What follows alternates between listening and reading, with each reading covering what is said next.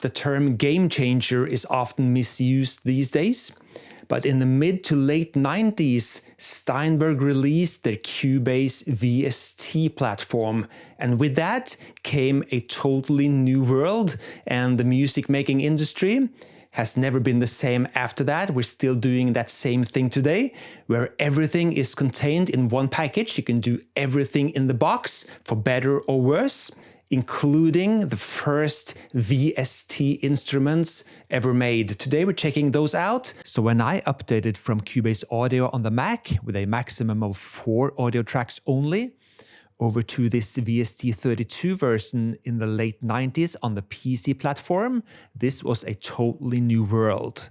Now I could do everything inside the box, inside one computer, no more faffing around with different sound cards with external synths on them, etc.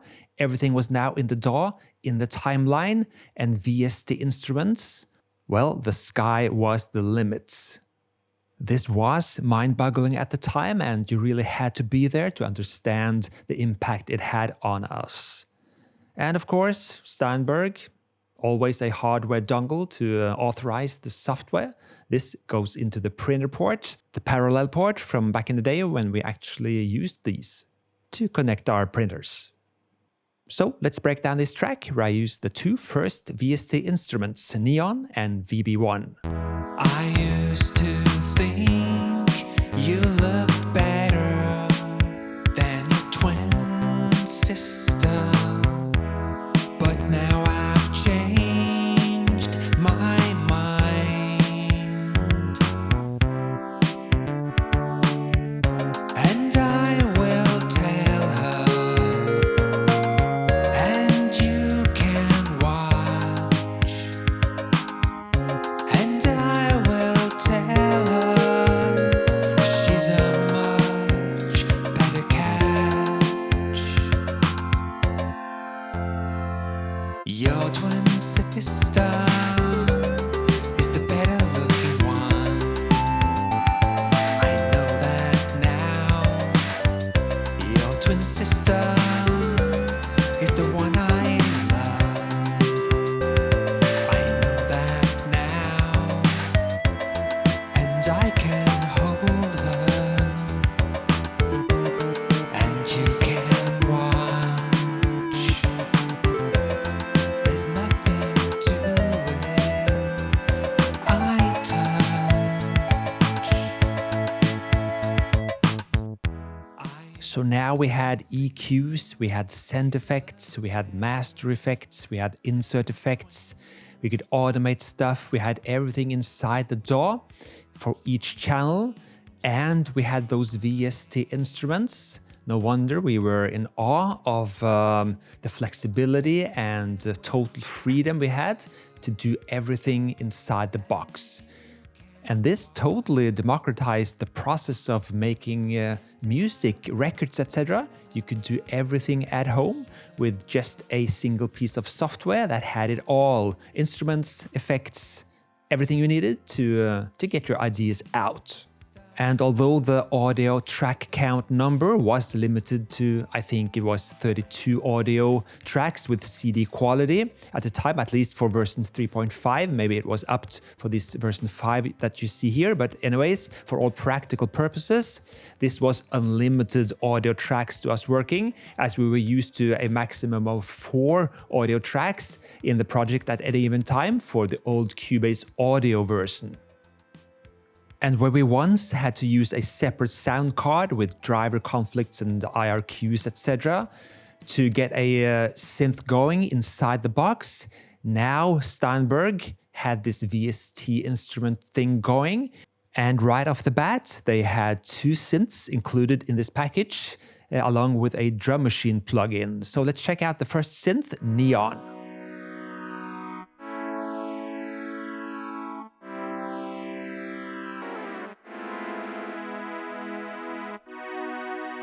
A very simple polysynth, a couple of waveforms, octave buttons, filter cutoff and resonance, and envelopes for the filter and amplifier. You can detune oscillator too, and you have a simple LFO, and that's it. But you could of course pull up several instances of Neon, and mix it with some send effects, inserts effects, etc. that came with Cubase, and suddenly you had something going.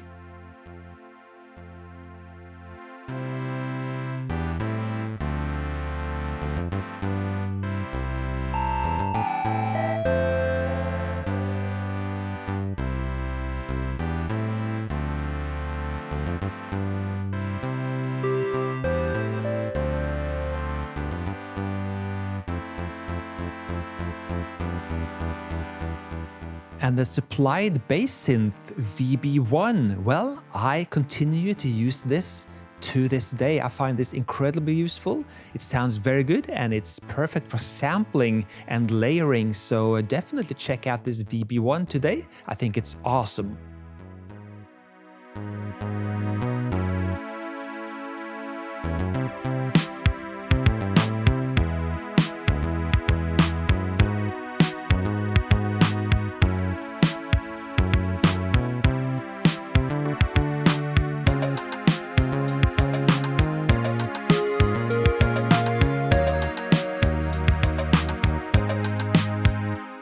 Let's check out the filter cutoff and resonance of Neon.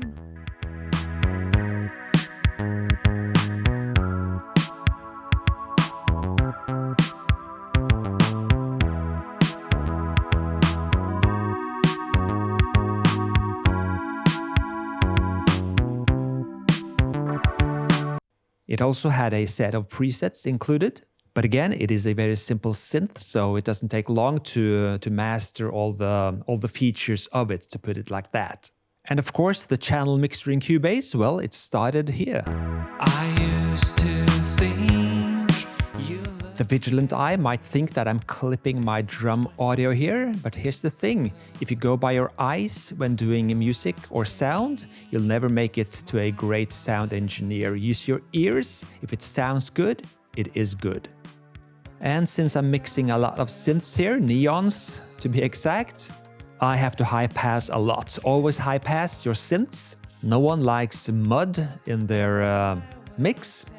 And everything has to make room for the vocals, since this is a vocal-based pop we're doing here. Your twin sister is the better looking one. I know that now. So I did make the switch back in the day. If you're thinking of doing the switch today, and I think you know what I mean, you should definitely watch this first. The switch? The switch. As always, I'm Espen Kraft. Thank you so much for watching, and I'll catch you on the next one. Cheers, mate.